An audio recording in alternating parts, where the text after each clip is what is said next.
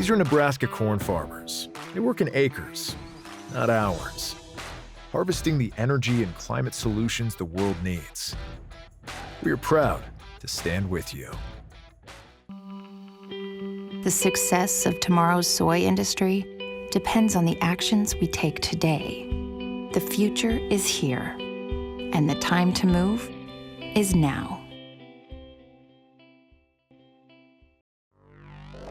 Market Journal Television for Agricultural Business Decisions is a presentation of the University of Nebraska-Lincoln's Institute of Agriculture and Natural Resources in partnership with the Nebraska Rural Radio Association.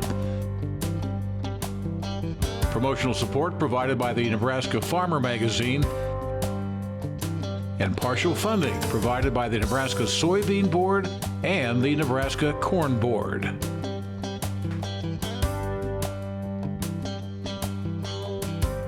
Well, hi everyone, I'm Bryce Duskid. Glad to have you with us today on Market Journal. On today's show, we'll take a closer look at tariffs being imposed by President Donald Trump and what they can mean for you. We'll also hear from Nebraska Extension on why now is the time to lock in your feed supplies. We're talking to our livestock producers here, especially with the prospect of another dry summer ahead. Plus, Heather Ramsey with the ARC Group. She'll stop by a little bit later to talk about trends she's observing in the grain markets. And of course, Eric Hunt is on standby with a look at your weekly weather outlook. We'll get to those stories here in a second, but first, every year new technology hits the market to help improve producers' conservation efforts. Over the last decade or so, digital ag tools have gone mainstream, but how are they actually being put to work right here in Nebraska? This week on our Conservation Corner segment, we're taking a closer look at how farmers across the state are using digital ag tools to boost their efficiency, save resources, and improve their overall operations. Joining us now is an expert from the University of Nebraska-Lincoln.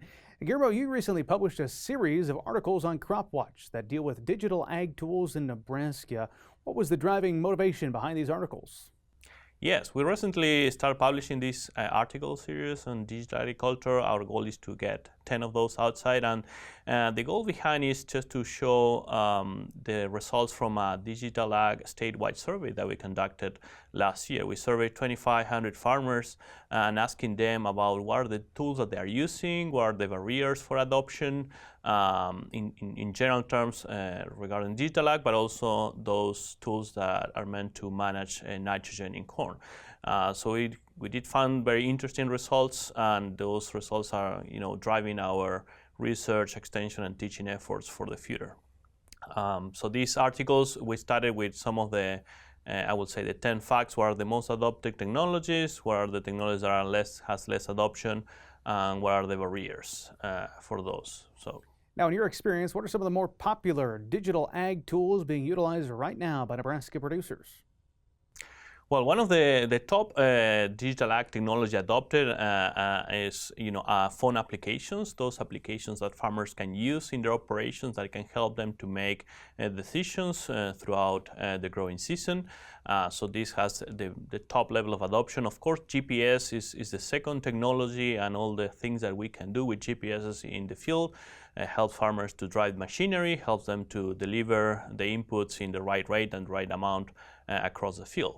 Auto steer or these tools that allows farmers to drive straight when they're planting or when they're harvesting are among the top technologies adopted. And other technologies that have been adopted historically in Nebraska is the grid soil sampling that we can conduct today with GPSs and can allow us to find variability within the field and then help us to manage that variability with the machinery and the equipment available. Guillermo, the most recent article dealt with the Dawn dashboard. What makes this such a useful tool for corn producers? Well, digital dashboards are very interesting tools, and there are many out there available. Can help farmers to, what we call data-driven decisions. This particular tool that we developed with UNL and other universities in the Midwest is meant to use specific forecast for precipitation and temperature throughout the season. So we have a forecast of 3 to 6 months throughout the season. It can help farmers to fine-tune their management, either for irrigation or for planting decisions. So we are basically taking a forecast that we produce with the University of Maryland, and we are putting into this dashboard to develop different tools like a crop progress tool. We have a data viewer where farmers can just click in their locations and see what the weather will look like in the next 3 to 6 months, and it's basically tailored for the Corn Belt, so it has more accuracy than the regular forecast that everyone checks in their phones. Interesting conversation there. If you want to dive a bit deeper into how digital ag tools are being adopted in the state of Nebraska, Guillermo has published a 5-part series tackling all of this. You can check it out right now at cropwatch.unl.edu. While dry conditions are still holding strong across much of the Cornhusker state, there is still time for some good spring moisture, but many areas will need above average rainfall to get back to normal levels before grass turnout. With that in mind, Nebraska Extension Educator Berger says now is the time to lock in feed supplies for your cattle. When we look at the foundation for cow-calf production, stock yearling production in Nebraska, it's based on forage from range and pasture. And when we look at the impact of the dry conditions from last summer going into the fall and winter, we're going into the spring with range and pasture that's already been stressed. And so we need significant precip here in the next 2 months for grass to get up and get going. Even with average precip, I think we need to plan for reduced stocking rates on many of these pastures because of the stress those plants were under last year. Plan on delayed turnout. So that's just kind of the status of where we're at. And most places across the state, we have soil moisture that's much below average. And so we have to replenish that before we're ever even going to get back to average. So it's kind of a somber outlook, honestly, right now. And then when you look at the forecast, it's above average temperatures, below average moisture, and that's not a good recipe for getting a good start to our growth for the grazing season. Right now, it's a good time to take stock of the forage resources you have on hand, hay, silage, whatever you got in terms of feed. You know, what do we need to do to delay turnout, even if we have some average moisture?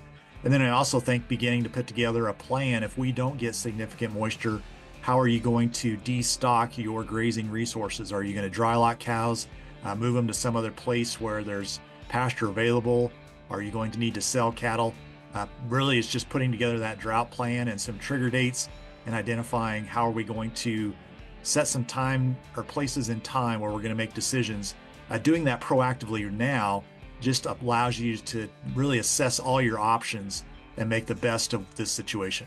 There's still a lot of feed supplies readily available, a lot of carryover hay, in part because we had an open winter. Folks grazed out longer, used crop residue extensively.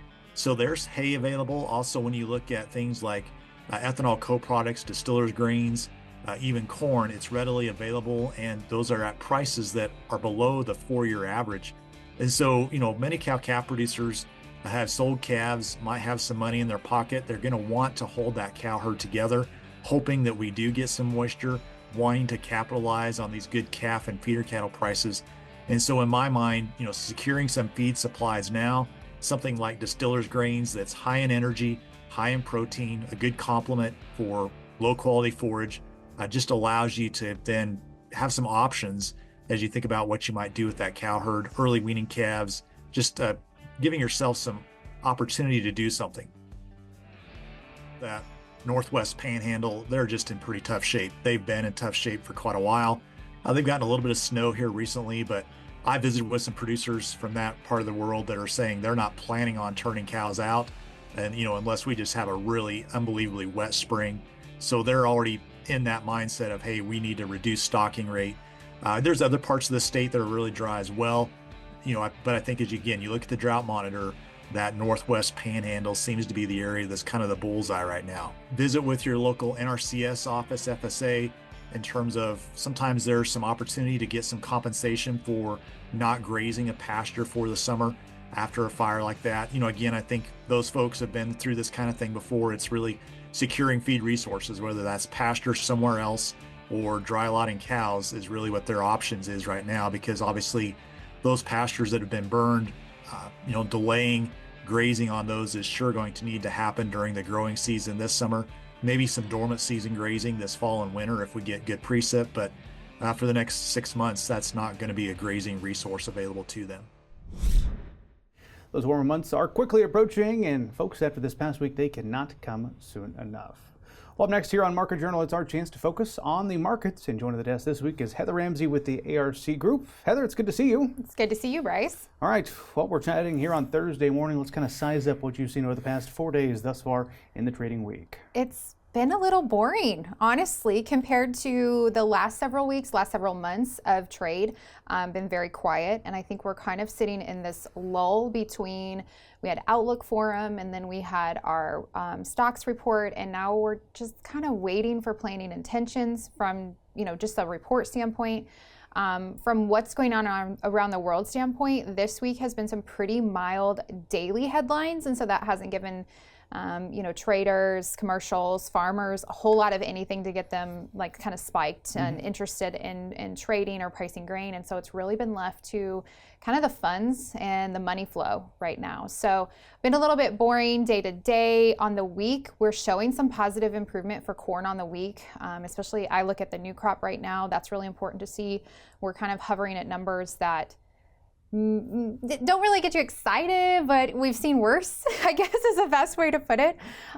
So day to day, not a whole lot of anything. Trend wise, I think it's really hard to find a trend when we don't have that fire and kind of sensation to get the money moving where we need it to be. Okay, so you mentioned on corn, a little bit of positive momentum there. That said, as we talk about planting intentions, expecting a larger corn crop this year, and there's chatter out there in the industry, we could see even more corn acres here as the USDA numbers are out there, industry estimates. So how much more upside potential do we have for the corn market? It's really hard to say with corn. Corn can be a very big buying opportunity from funds when they're looking for an investment, but also everyone is getting very quick to kind of back off any of these bullish trends we've seen, just because people are nervous right now. Like, is this a good investment? Should we be investing in the corn market? And when you mentioned this report that's coming here, obviously we're looking at higher corn acres versus last year. I feel like the market felt like it had really done a good job figuring in those higher acres. But as you mentioned, just in the last couple of days, we've heard some grumblings that maybe this prospective plantings report could find even more corn acres. I don't know how realistic that is to find even more than this almost 4 million acre increase that we're seeing right now from a planting standpoint. I do think that the corn market gives the illusion or the feeling that it wants to lean higher when it does get volume traded into that market. On low volume, slow days, we see it trickle backwards a little bit, but when we have interest in corn, it is trending a little bit higher. With that being said, you can look at a chart and kind of see where our top end has been here in the last couple months, and really it's, if we were to go back up and touch 480s, I'd be telling people, hey, let's take a look at this market. So we're a little ways off of that now. We're hovering about 25 to 30 cents lower than kind of where our top end had been from back in February. And I think that that's a really great spot as a risk manager to be looking at taking risk off the table for sure if you're in this farming environment needing to price some corn. Demand has been pretty good for corn, both domestically and internationally. Not necessarily the case for soybeans. As we look at the soybean complex, what's it going to take, Heather, to kind of light a fire and get some movement to the soybean complex higher? There's some rumblings that in Brazil, even though this is a record crop according to all the numbers, that Brazilian basis offers to purchase Brazilian soybeans essentially are kind of climbing, and we're approaching 80% done in harvest and down in Brazil with soybeans. And in that case, when you just put your mind in, where am I usually at for harvest? If I've got a really great crop, I'm usually seeing that basis widen out and get weaker and back off. That's actually not what we're seeing in Brazil right now. So there's some rumblings that maybe those numbers are incorrect. Maybe they're overinflated. If that's the case, we kind of need that situation to come true and come to fruition, as well as lowered acres in the US, but we really need China's overall soybean demand, whether that's from us or anyone else, but their overall soybean demand to stay steady or slightly climb. So you kind of need this three-legged approach to happen all at once, where maybe Brazil isn't as record-breaking as we think it is, maybe the US acres do continue to still come down, and then at the same time, China's still demanding everything we thought they were going to be demanding. So I think that's a little bit precarious to say all three of those happen all at once, but that's really what you need in order to try and push this market. The outlier there is going to be soybean oil. If that continues to trend higher and really push on a premium standpoint, obviously you need soybeans to get soybean oil. So there is some correlation there, but from the grand scheme of just soybeans as a whole in that demand picture, you really need kind of those three things to end up in place at once. Okay, let's get a quick word on wheat. There's always a lot of international discussion about the wheat market, but back here across the heartland, we got an update from USDA in terms of condition. You've got some numbers with us. How do things look? They don't look fantastic. We've definitely seen a better wheat crop. We've definitely seen worse. But we're set up to really need some precip, some significant precipitation when you look at the main wheat belt, the plains area here. Texas, Oklahoma, Kansas for sure needs some moisture. The system that just rolled through, not going to amount to much. Going to really be limited on what was received. We're seeing good to excellent ratings between Kansas and Oklahoma in the upper 40 percentile. That's not very good, in case you're wondering. Texas being down below 30% good to excellent, not very good either. So we're struggling on a condition rating standpoint here in this early part of the season in the U.S. We're also struggling with drought in the Black Sea region as well as parts of China. And we're seeing some of those key wheat partners come to the table looking for offers on purchases that they may need to make. So we have some issues in the Northern Hemisphere that are really starting to gain attention. And we've seen the money actually pile into wheat a little bit here and go long, taking some speculative positions in that market. So that one's definitely high importance right now. And the weather is probably the single most important thing to that market at this point in time. Big thanks to Heather for joining us here in the studio for that conversation on Thursday morning. Well, there's a strong connection between the Nebraska College of Technical Agriculture in Curtis and the University of Nebraska's College of Agricultural Sciences and Natural Resources here where I'm at in Lincoln. This partnership is not just good for students, it's also helping fill the growing demand for technical and digital agriculture jobs. Want to know more? We invite you to check out the March issue of the Nebraska Farmer for this full story. It's now time to get an update on what's happening in the world of weather with Market Journal Chief Meteorologist Eric Hunt. Eric, we went through all 4 seasons this past week when it comes to weather. How are we looking as we turn to the week ahead? Thanks, Bryce. Thankfully, a little quieter week ahead, which we could all use. It is going to be severe weather awareness week, though, across Nebraska and Iowa. So Wednesday morning, we will have a tornado drill statewide at 10 Central, 9 o'clock Central. 10 Central, 9 o'clock Mountain Time. Thankfully, no tornadoes in the forecast this week. Start the week, we're going to have a trough over the Great Lakes with ridging to our west. They'll keep temperatures warmer across the western portion of the state and the east. I think we're going to have a little shortwave move through the north central portion of the country on Monday into early Tuesday. So there will be a chance of precipitation across portions of western Iowa and into the eastern half of Nebraska. Right now, the official forecast is dry, but there is a potential to get some precipitation early this next week. As we head toward the middle later portion of the week, we will see ridging move back overhead. That will bring somewhat breezier conditions, but certainly warmer temperatures with highs being well above average across the western half of the state. Above average in the eastern portion of the state, but not quite as warm as the west.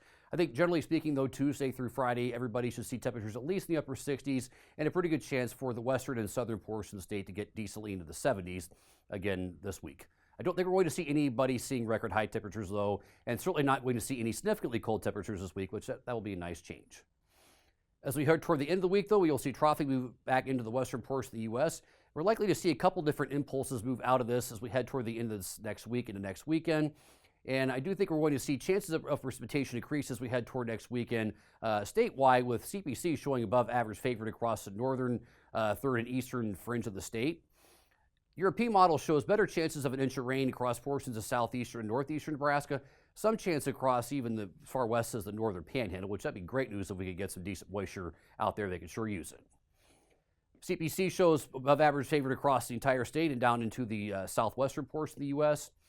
European model is also warm, but also just a little bit further toward the east. So again, we're probably likely to be pretty warm here at the end of the month, early part of April. I do think we'll have to watch out, though, for a relatively moderate cold blast to come through at some point in the first 7 to 10 days of April. Speaking of cold, we have had some cold temperatures this week, including a blizzard. So we had widespread 6 to 8 inches of snow from Clay Center up toward Thurston County. Most snow I could find, though, from official observation was 10 inches in York. And we also had some very, very high wind speeds with this blizzard, 74 miles per hour in Lincoln, a lot of wind gusts over 60 miles an hour across the state. These Wahoo and Fremont numbers were from early on Wednesday morning. Both those stations quit reporting by 7 o'clock in the morning. Widespread inch and a half of rain across east central Nebraska, or inch rain plus snow, lesser amounts in the southeast and into the western portion of the panhandle. We did see a little bit of drought improvement on the drought monitor in eastern Pierce and Madison counties, and a little bit of degradation across Furnace and Gosford counties in south central Nebraska.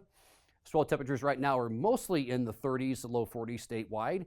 And here's a temperature precipitation roundup for the week ending March 15th, 2025. Back to you, Bryce. All right, Eric, thank you very much for that update. Hopefully a calmer weather week is ahead. Finally today, tariffs have been front and center in the headlines lately, and there's a lot to unpack here. A team at the Clayton-Yeutter Institute of International Trade and Finance at UNL has been digging into what these tariffs, or perhaps the threat of tariffs, mean legally and how they could impact trade and agriculture both here in Nebraska as well as all across the USA. Market Journal's Bill Dodd brings us this story. Since taking office on January 20th, President Donald Trump has moved swiftly to impose wide-ranging new tariffs on U.S. trading partners. These actions could have far-reaching implications for trade and agriculture right here in Nebraska. But in order to understand this current round of tariffs, it's important to understand the legal basis on which the Trump administration is making their case. Yeah, we're seeing the first use of IEEPA 1970s statute ever for the imposition of tariffs. IEEPA allows the president to take a variety of actions against foreign property when he declares a national emergency. The president declared a national emergency with respect to fentanyl and illegal immigration, and that's the justification for imposing tariffs against China, Mexico, and Canada under IEEPA, the International Emergency Economic Powers Act. So we have trading relations under two major treaties with Canada and Mexico. And then, of course, we've had a free trade with them since 1994, first with the North American Free Trade Agreement that was revised in 2020, early 2020, with the U.S.-Canada-Mexico agreement. But USMCA basically has a lot of what NAFTA had in it, including the provisions establishing 0% duties, free trade between the countries, and zero tariffs. It did update the rules of origin in the agreement, the rules we go through to determine if a product is determined to come from Canada or Mexico and entitled to those 0% duties. And the recent tariff actions would be potentially violations of both our WTO obligations to Canada and Mexico and our USMCA obligations to Canada and Mexico. But it's important to note that both agreements contain what's a so-called national security exception, or in the language of the agreement, essential security exception. The USMCA one is actually less constrained in its use than even the WTO one. So if challenged legally, at the international level, the U.S. would put forth that essential security exception as a justification. When it comes to the possible immediate impacts to agricultural producers here in Nebraska, it's no secret that trade disruptions with Canada and Mexico will have a lasting impact on Nebraska's leading industry. While ripple effects from President Trump's first trade war with China are still being felt throughout the ag sector, the latest proposed global tariffs could create a whole new set of ripples to contend with for years to come. You know, the price risk, right, that's going to be significant. So if you look at 2018-19, there was a loss through quantities being lost in those markets, but also an impact through prices. And so prices are likely to go down. And prices are already, you know, quite low, with soybean being, you know, at or lower than $10 and corn below $5. So hedging, you know, your price risk is particularly significant. I mean, important this season. But if we looked at the 2018-19 episode under the first Trump administration, we have some lessons there to learn. And so, for instance, the Chinese imposed tariffs on soybean coming from the U.S. To their market, and so as a result, we lost a major market for U.S. soybean. We had difficulties finding alternate markets, and the loss to the soybean industry was about of the order of you know, $9+ billion. And so that's a major crop of the Midwest and for Nebraska. The same results also hold for pork, coarse grains, and so those are the typical commodities that we have in excess supply, and we need markets for those. And so China was a big market, and so we got hit there. We can expect the same in Europe and in other countries, in Mexico and Canada. We export a lot of meat product to Mexico, and those markets, we can expect them to see them close as long as the trade war goes on. Focusing more clearly on trade with China, when trying to garner lessons from the past, that could be a difficult task, as this round of tariffs with China differ greatly from the first trade dispute taken on by Trump's first administration. This trade war is unique in that it's sort of rapid and unpredictable. I think in 2018 there was a pretty structured schedule of tariff increases that were announced in advance, and they stuck. These are broad-based tariffs that currently have very few carve-outs. There were a lot of goods that were exempted in the 2018 trade war that don't appear to be exempted this round. So, I would suggest that the additional 10% tariffs, which are above what we had in the 2018 trade war, are significantly costly to the U.S. economy. It's really hard to think about a best case scenario in the current environment because there's so much uncertainty. And so worst case scenario is we get all of the uncertainty and all of the distortionary effects of the tariffs, including significant retaliation. One of the big worries for me is that we're disengaging with the international community and the overall goals of cooperative trade and being a stable trade partner. And so worst case scenario, you see that the U.S. basically detaches from the trade system, and we become unable to sort of influence negotiations on cooperative trade. We become just an unpredictable trade partner that nobody wants to negotiate with. Considering the staggering pace of tariff threats coming from the current Trump administration, there will be many more developments to come in the days and weeks ahead. Reporting for Market Journal, I'm Bill Dodd. All right, thanks for that story, Bill. If you'd like to dive deeper into the insights from the Yeater Institute, we've got you covered. Simply head on over to the Market Journal homepage, and we posted a link along with this story where you can learn more.